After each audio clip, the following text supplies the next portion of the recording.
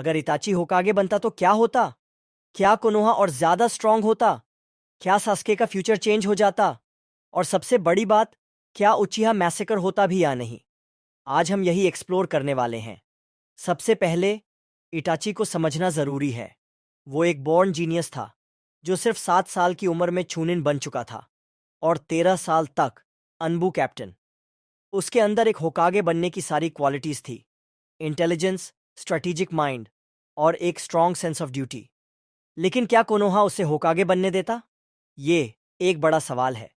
अगर इटाची होकागे होता तो सबसे पहला इंपैक्ट होता उचिहा और विलेज के बीच का ट्रस्ट रिस्टोर होना। उसका फादर फुगाकू उचिहा, जो कि उस टाइम पे क्लान का लीडर था, चाहता था कि उचिहा भी कोनोहा के पावर स्ट्रक्चर में इंक्लूडेड हो। अगर इताची होकागे बनता तो शायद वो उचिहा और एल्डर्स के बीच का गप मिटा सकता था। ये सिविल वॉर तक नहीं पहुंचता और मैसेकर की जरूरत ही नहीं होती। दंजो जैसा आदमी जो सिर्फ पावर और पॉलिटिक्स के लिए सोचता था, वो कभी भी इटाची नहीं बनने देता। उसको पता था कि इटाची एक फेयर और जस्ट लीडर होगा, जो उसके सीक्रेट प्लान्स को फेल कर सकता था। दांजो की पॉलिसीज उचिहा के अगेंस्ट थी, और अगर इटाची पावर में होता तो दंजो जैसे करप्ट लोगों की चल नहीं चलती। इटाची का एक और सबसे बड़ा प्लस पॉइंट था उसकी इंटेलिजेंस। उसने एक बार कहा था कि पावर से ज्यादा जरूरी है एक लीडर का विजडम। उसके डिसीजन मेकिंग स्किल्स और लॉन्ग टर्म प्लानिंग नारुतो और सस्के से भी कहीं बेटर थी। उसने अपनी मौत के टाइम तक भी हर एक चीज प्लान करके रखी थी। एक ऐसा इंसान जो अपनी डेथ तक स्ट्रेटेजाइज कर सकता है, वो होकागे बनके कोनोहा को एक अनबीटेबल फोर्स बना सकता था। अगर इटाची होकागे बनता तो सास्के का पूरा कैरेक्टर आर्क डिफरेंट होता। सस्के का पूरा चाइल्डहुड अपने भाई की मौत का बदला लेने में चला गया। लेकिन अगर इताची अलाइव होता और होकागे होता तो सस्के उसका सबसे बड़ा सपोर्टर बनता। हो सकता है कि वो एक जॉइंट लीडरशिप देखते, जिसमें इटाची और सस्के मिलकर विलेज को और स्ट्रांग बनाते। एक और बड़ी बात यह होती कि इटाची का अप्रोच बैटल और वॉर को लेकर बिल्कुल डिफरेंट होता।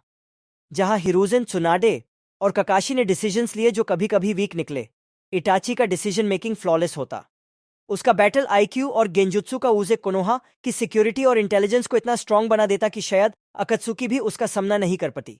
इटाची की होकागे पोजीशन सिर्फ विलेज के अंदर नहीं, बल्कि पूरी शिनोबी वर्ल्ड में इंपैक्ट करती। उसका डिप्लोमेटिक और पीसफुल अप्रोच एक नए एरा का स्टार्ट करता, जिसमें उचिहा और सेंजू के कॉन्फ्लिक्ट्स पूरा एंड हो सकते थे। वॉर का पॉसिबिलिटी ऑलमोस्ट जीरो हो जाता, क्योंकि इटाची हर सिचुएशन को बिना वायलेंस के सॉल्व करने में एक्सपर्ट था। लेकिन सब कुछ परफेक्ट भी नहीं होता। इटाची की हेल्थ एक बड़ा इशू थी। वो ऑलरेडी एक बड़ी इलनेस से सफर कर रहा था, जो उसके लाइफ स्पैन को शॉर्टन कर रही थी। होकागे की रिस्पॉन्सिबिलिटीज और स्ट्रेस शायद उसकी हेल्थ को और बिगाड़ देते। दूसरा इशू ये होता कि इटाची का पॉलिटिकल एनिमीज से सामना होता। दैंजो, एल्डर्स और उन लोगों से जो नहीं चाहते थे कि एक उचिहा होकागे बने। शिकमारू जैसे लोग उसको सपोर्ट करते, लेकिन ओल्ड जनरेशन का ऑपोजिशन उसके अगेंस्ट रहता। ओवरऑल, अगर इताची होकागे बनता तो नारुतो की स्टोरी पूरी तरह से अलग होती। कोनोहा और ज्यादा स्ट्रांग होता, उचिहा क्लैन सेफ होता, और शायद एक पीसफुल शिनोबी वर्ल्ड क्रिएट होता। लेकिन पॉलिटिक्स और उसकी हेल्थ एक बड़ी चैलेंज होती। आपको क्या लगता है? क्या अगर इटाची होकागे होता तो नारुतो की स्टोरी और बेटर होती? कमेंट करके बताओ, और अगर ये डिस्कशन पसंद आई तो लाइक और सब्सक्राइब जरूर करो। अगली बार मिलेंगे एक नए थॉट प्रोवोकिंग टॉपिक के साथ।